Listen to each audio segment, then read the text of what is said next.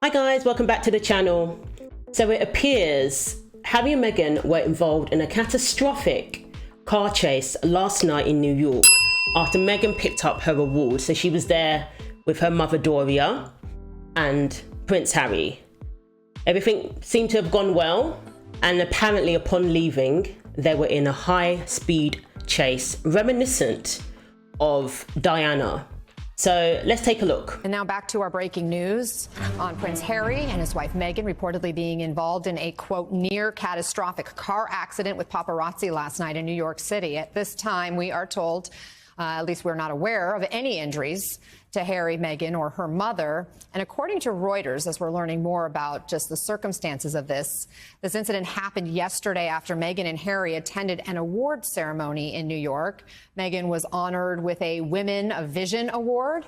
A spokesperson for Harry said in a statement, quote, "This relentless pursuit lasting over 2 hours resulted in multiple near collisions involving other drivers on the road, pedestrians, and 2 NYPD officers." Let's bring in NBC's Ali Arouzi covering for this story for us. What more are you learning, Ali? Hi there. Well, we're just getting details are coming through right now, but it seems like this was a 2-hour pursuit of Meghan, Harry, and Meghan's mother across the streets in New York. It was a few near catastrophic collisions while the paparazzi were relentlessly pursuing them through the streets. We're learning that there were as many as 6 blacked out vehicles involved in this pursuit of the couple. And the couple accepted a heightened level of attention when they're in the public, but this, they say, was just an unacceptable amount of intrusion into their lives and into their safety. A statement from a spokesman for the couple said last night the Duke and Duchess of Sussex and Mrs. Ragland were involved in a near catastrophic car crash at the hands of a ring of a highly aggressive paparazzi. And of course, that brings up memories of Prince Harry's late mother, Princess Diana, who was relentlessly pursued by the paparazzi, and that all culminated in that fatal car crash in Paris. So this is obviously a very sore subject for them, and we know how Prince Harry is very keen on his privacy for himself, his wife, and his family, and he's been a champion of keeping the media at bay to keep some of his own privacy. And you know, we've seen him in a court case in London just recently against some of the tabloids here because they were so intrusive in his life. And this all goes into that complaint that he has with the media. Most of the complaint are with the media here in the UK, but obviously that is also being recreated in the United States, where he's being pursued relentlessly as he's such a figure.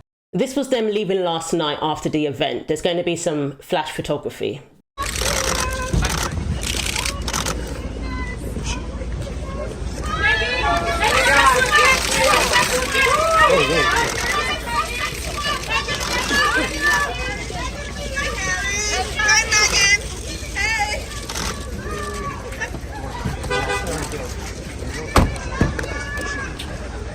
So apparently on the streets of New York City, they were chased by paparazzi.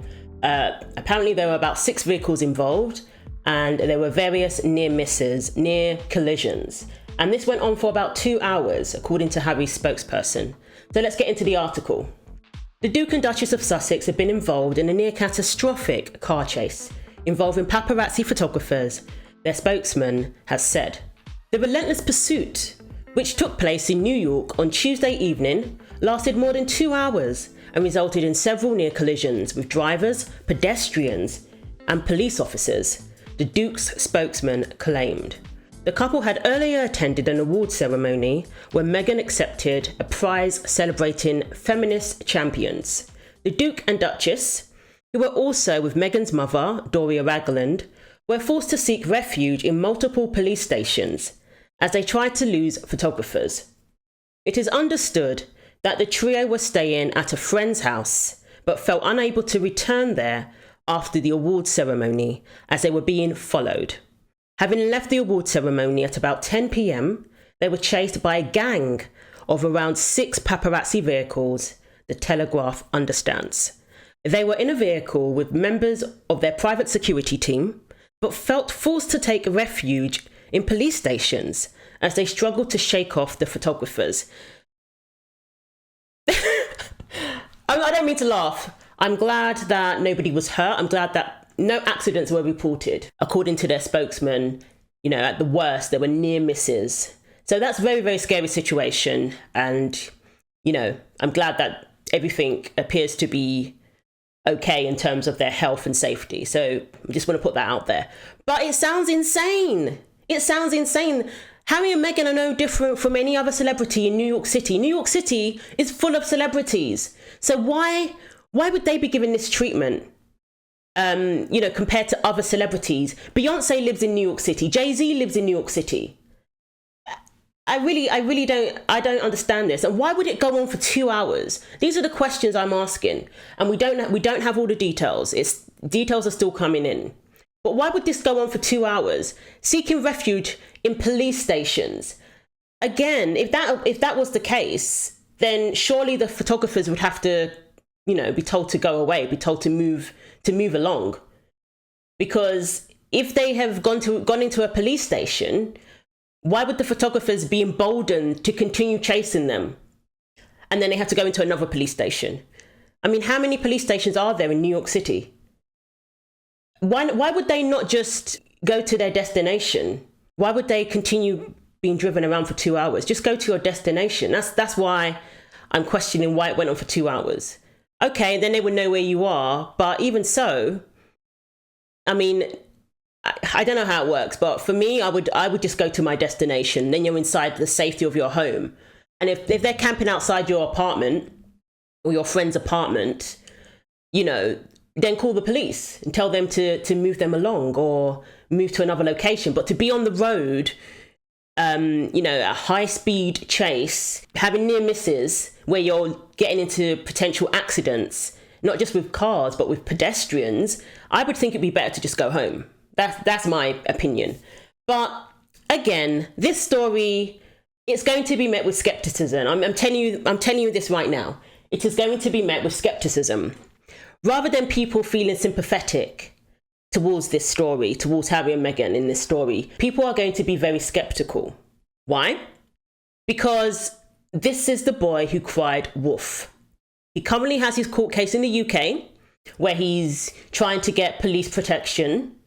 He feels entitled to that level of security more than any other celebrity, even though he's not working royal anymore.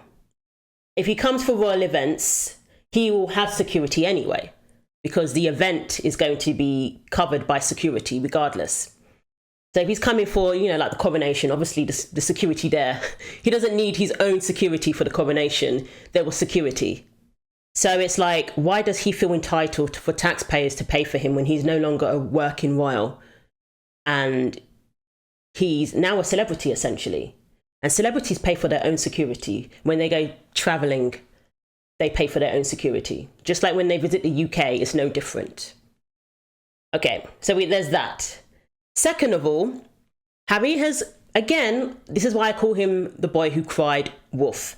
He said that when he visited London for the World Child event, he said that he was chased by paparazzi then. And when we look at the footage,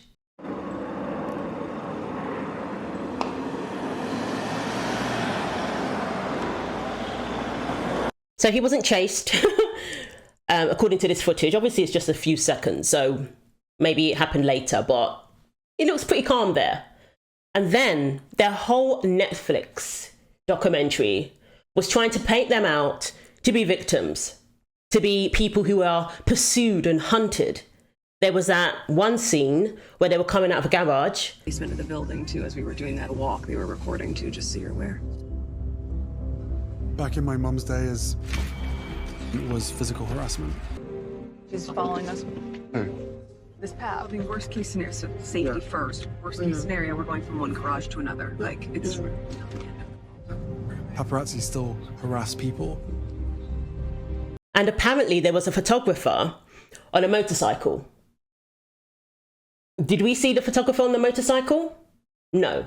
Wouldn't that have been a good opportunity to catch him on camera if he was chasing you? And you could see Meghan feeding his paranoia.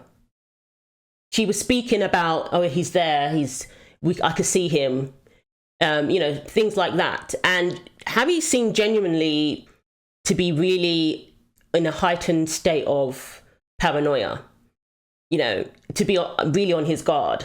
The more she was speaking, the more she was claiming to see this, person on the motorcycle.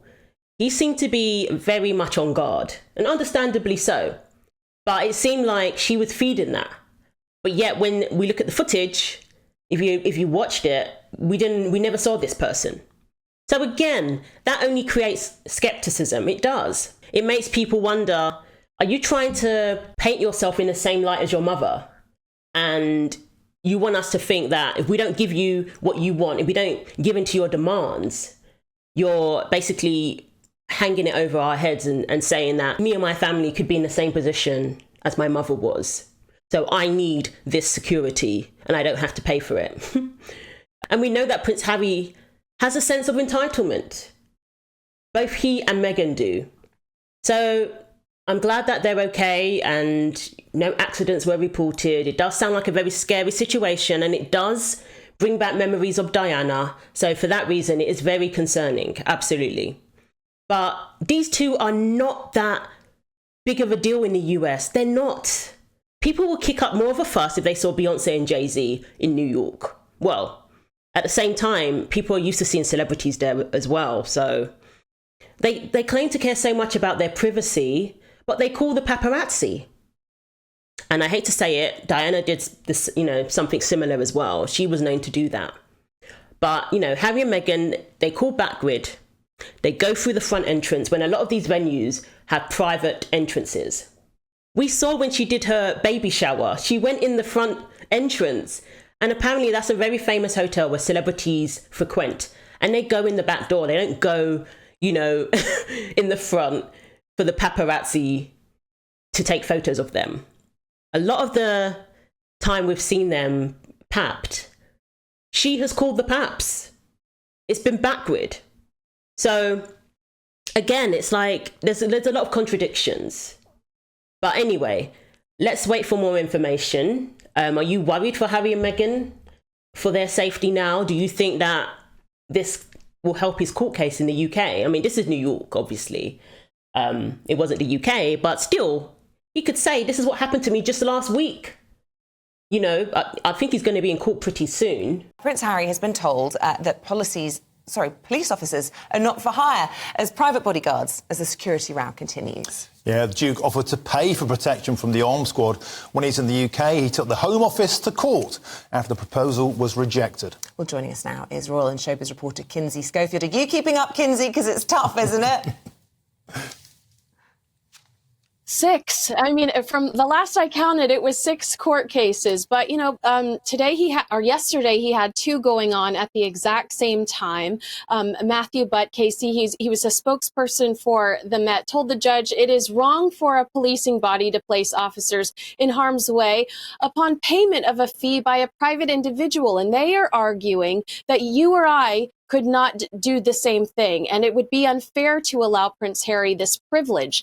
Now, Prince Harry is going to continue to fight this. As you've said before, he's extremely litigious and only time will tell. We're going to have to sit back and watch. But he really is going, face to face with these issues. He aggressively feels like he's owed protection. And honestly, Isabel, there are some people out there that feel like he's owed that protection too, because he was born into this role and he can't control it. So he wants the same level of security that William and Catherine receive, that working royals receive, even though he's not a working royal.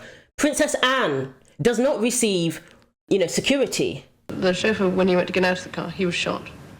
And he stayed in the car.